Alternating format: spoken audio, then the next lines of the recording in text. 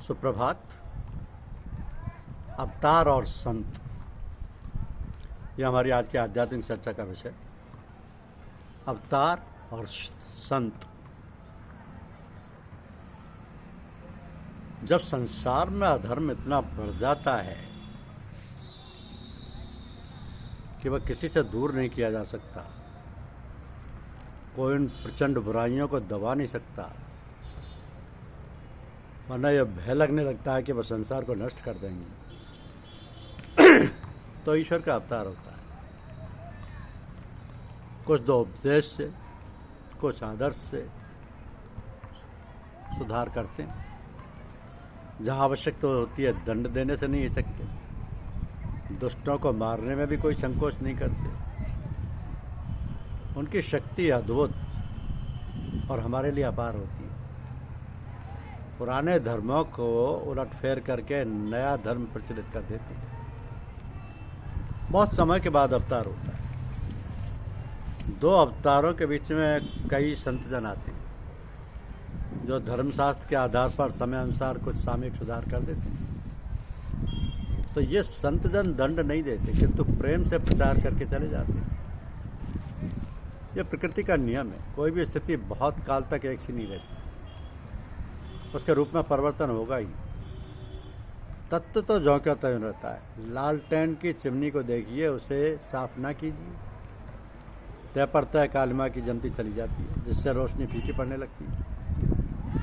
ऐसे ही आदि सृष्टि के बने हुए रस्म और रिवाज में दोष आ जाते हैं, तो बीच बीच में संतजन आकर उन्हें सुधार जाते हैं।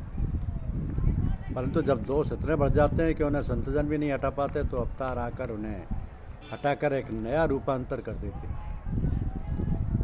धर्म नहीं बदलते, मत चलाते।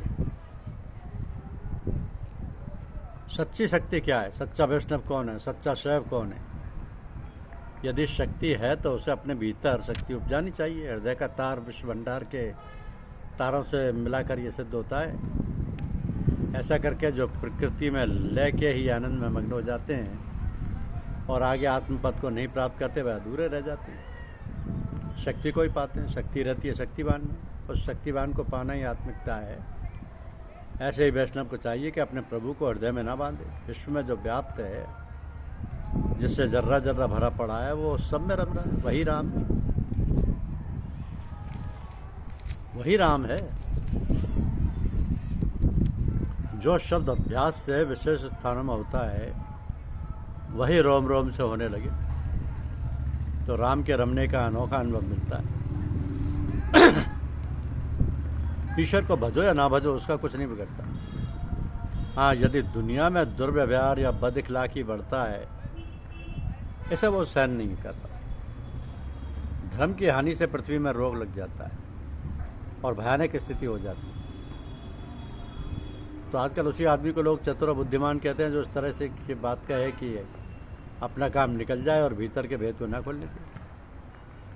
सच्चाई में ये बात नहीं होती। जो सच्चा एक समान रहता है, जैसे भीतर वैसे बाहर।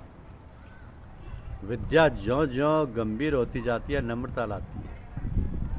और विद्या ही किस काम की, जिससे अहंकार और दोहरापन पैदा हो।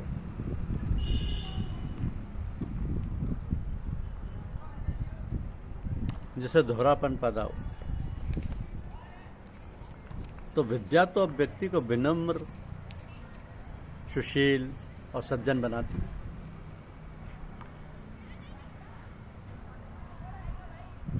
जो जाकी शरण रहे, ताई शरण गहे की लाज। एक बार लालाजी महाराज कचहरी से आए, कुछ तबीयत में आ गई, बिछौने पर लेट गए। लेटने के बाद फिर उठाया नहीं गया। तो गुरुजी महाराज के यहाँ जाने का समय हो गया। इतने में स्वयं गुरु महाराज छड़ी लिए हुए आप लोग चारपाई के चारों ओर घूमकर कहने लगे, आज मेरी इच्छा यहाँ आने की थी, मुझे भी तो तुम्हारे यहाँ आना चाहिए। बस अब जाता हूँ, आज तुम्हारे आने की जरूरत नहीं। पूज्य लाला जी सवेरे की पूजा आदि से फरागत पाके श्री गुरु महाराज जी के स्थान पर पधारते। वहाँ से 8 बजे के पीछे वापस जाते। खा पी कर 9 बजे कचहरी जाते। ठीक 10 बजे वहाँ पहुँचते। उन दिनों आप अनपेड अप्रेंटिस करते थे, अप्रेंटिसशिप। ऐसी आपकी श्रद्धा थी। राजीव राजा रहते थे।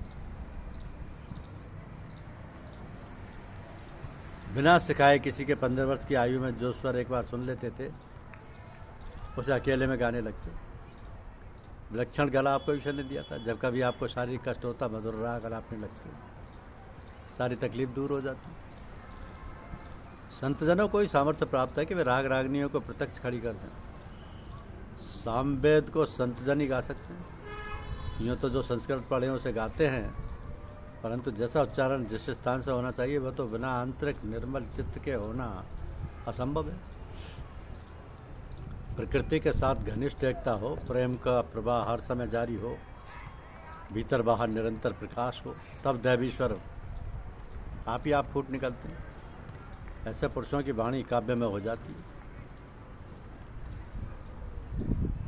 तानसेन बचपन में सिंह की बोली बोलते थे। एक महात्मा हरिदास ने उन्हें उनके पिता से मांगकर गायन विद्या सिखाई। फिर अकबर के दरबार में तानसेन को स्थान मिला। यद्यपि सब कुछ ले सकते थे, परंतु जिंदगी सादगी से गुजारी।